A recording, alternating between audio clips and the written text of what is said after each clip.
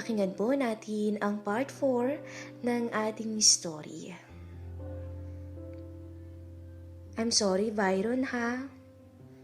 Kasi hindi ko maibigay yung gusto mo. Okay lang. Thank you.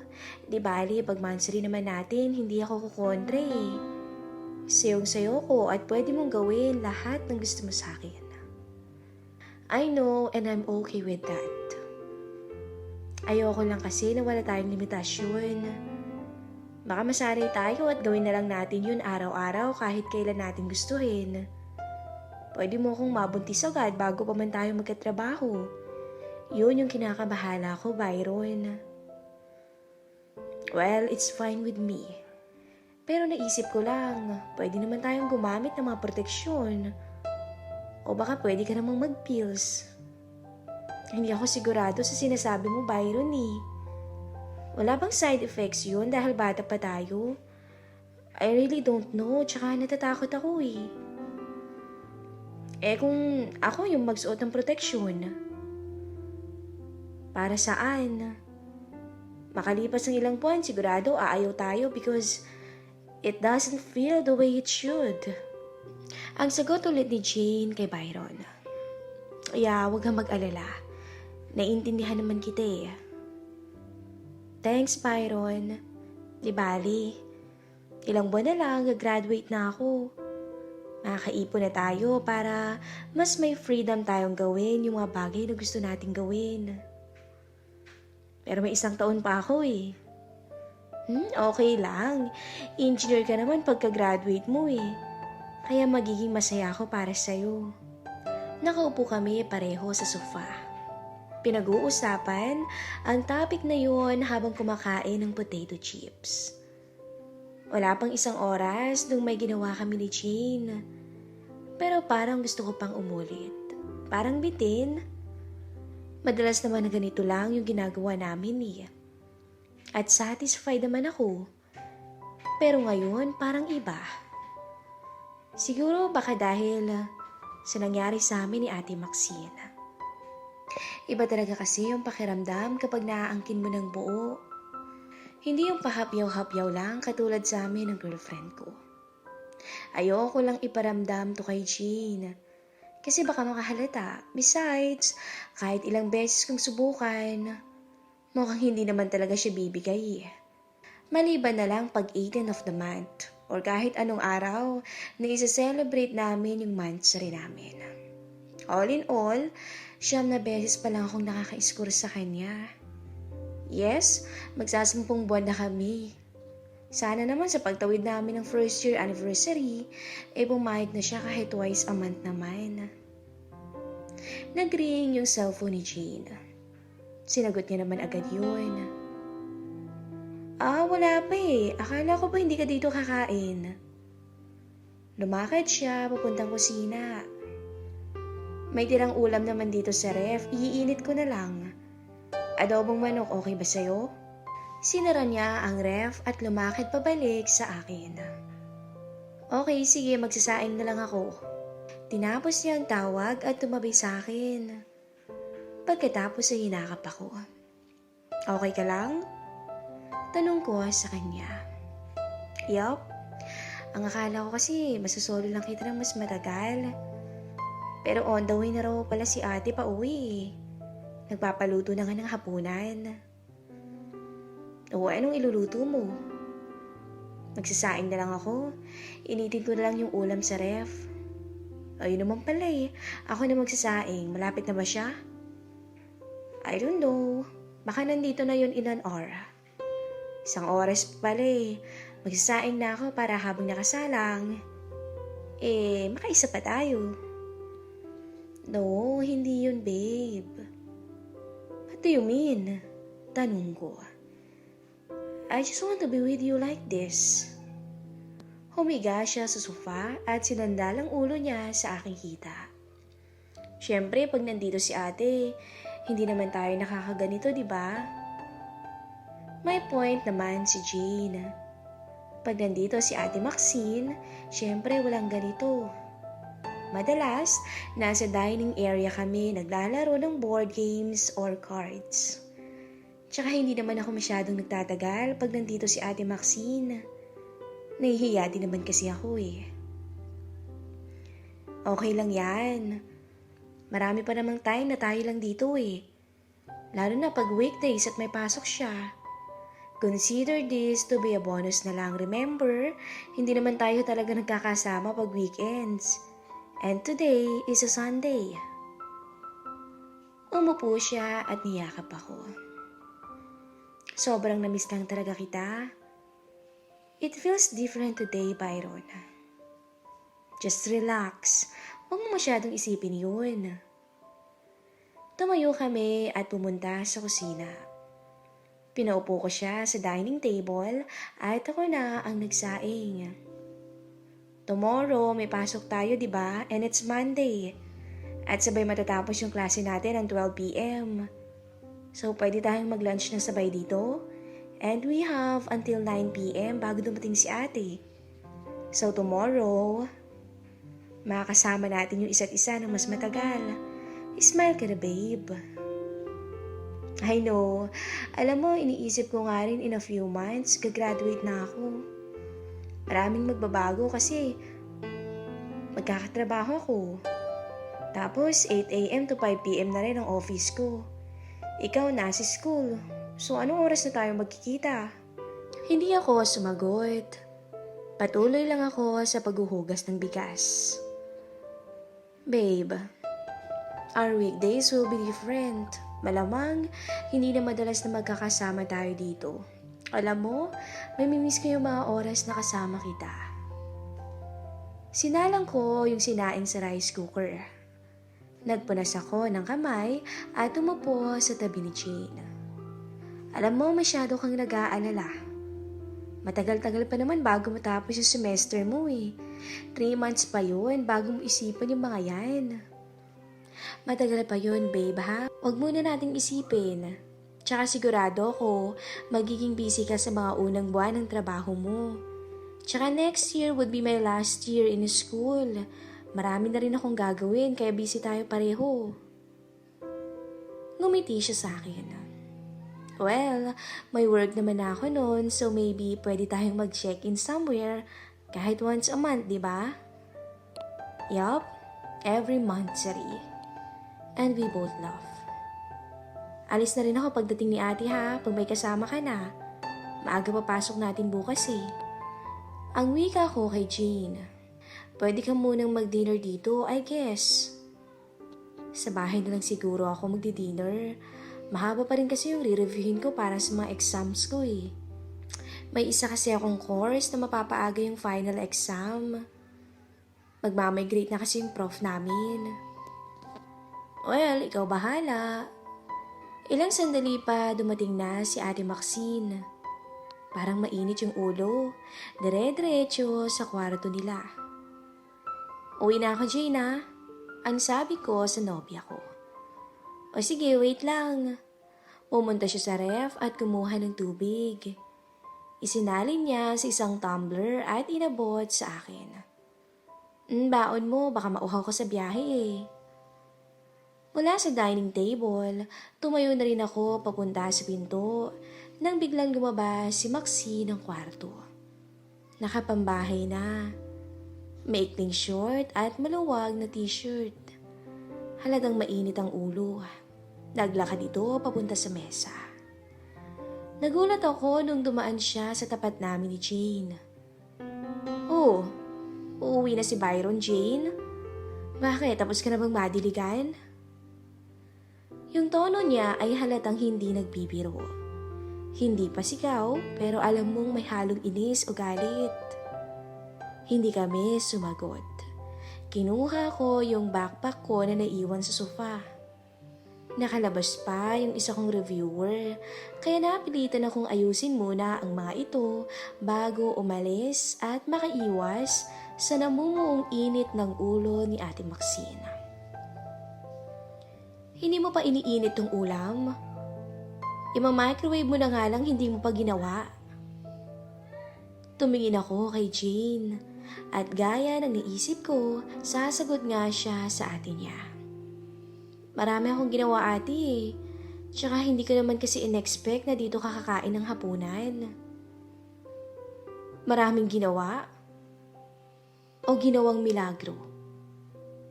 Ate naman, nandito pa si Byron no, nakakahiya naman.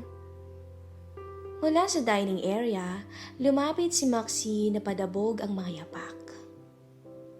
Huwag mo akong pangungunahan kung ano yung dapat kong sabihin at hindi dapat sabihin. Bahay ko to. Kung ayaw niyo nagsasabihin ko, get out! Lalong uminit ang tensyon. Kailangan may gawin ako para maiba ang tempo ng alita na nangyayari. Tumingin ako sa paligid. Sinusubukan kong maghanap ng kahit ano para mapalitan ng topic. Yung PC monitor na naka-on. Yung wallpaper, picture nilang magkapatid. Sa background, white beach. So there you go. Jane, sa Boracay ba to? Ang ganda pala dun no. Hindi pa ako nakakarating dun eh. Kailan to? Tanong ko kunwari. Tumahimik ang buong paligid.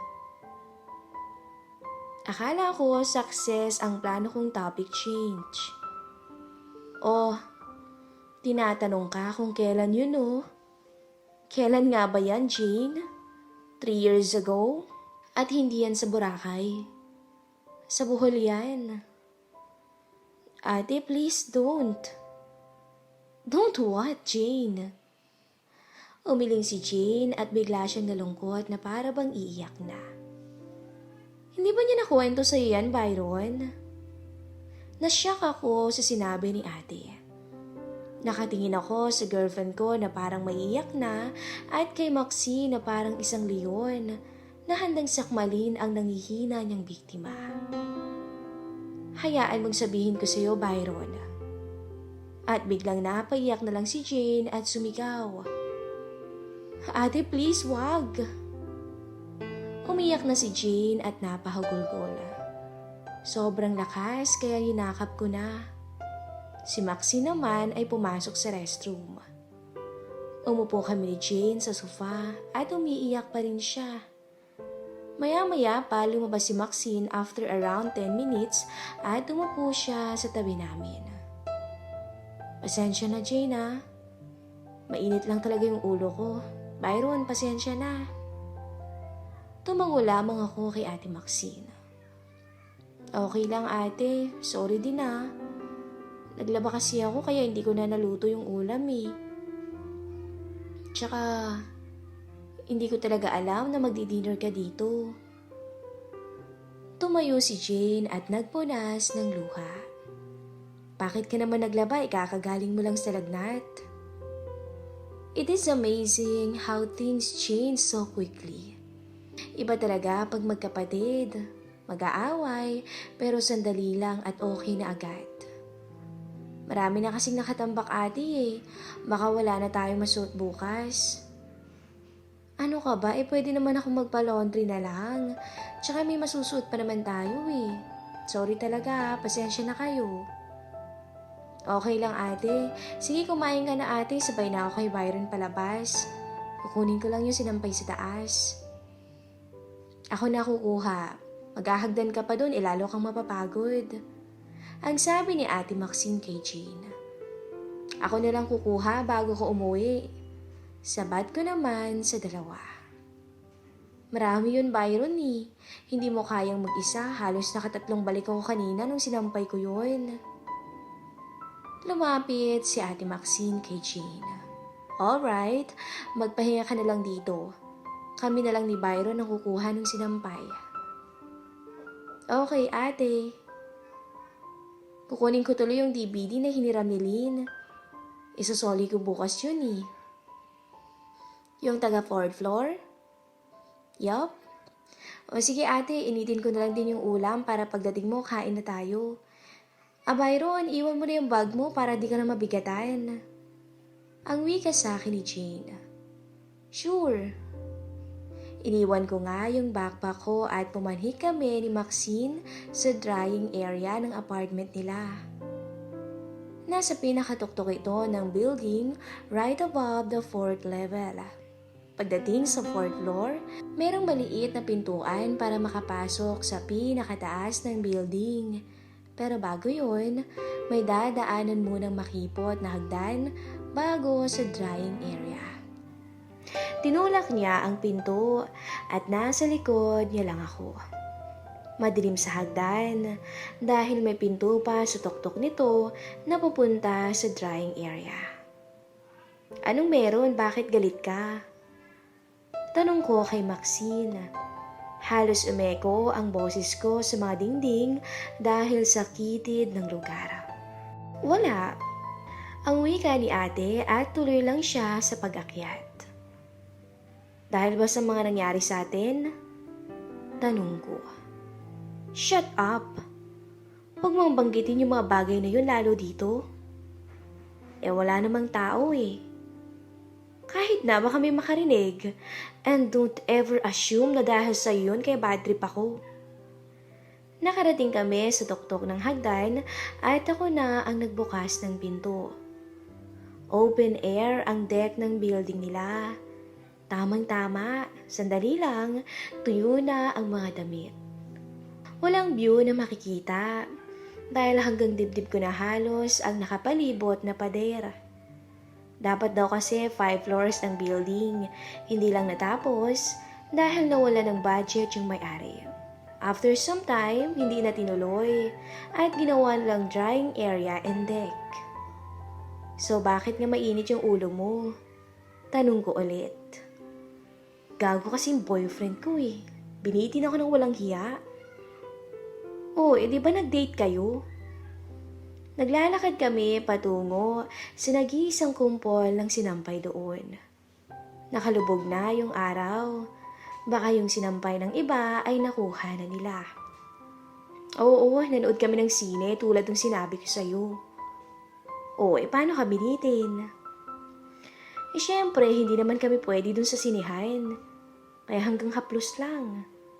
Tapos inaya kong mag-check-in, may lakad pa raw siya.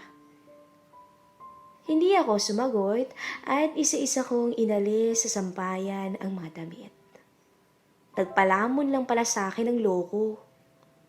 Wow, ginawa mo yun sa kanya sa sinihan? Tanong ko. Bakit, hindi niyo ba yun ginagawa? Hindi ako sumagot. Konti lang naman yung tao eh.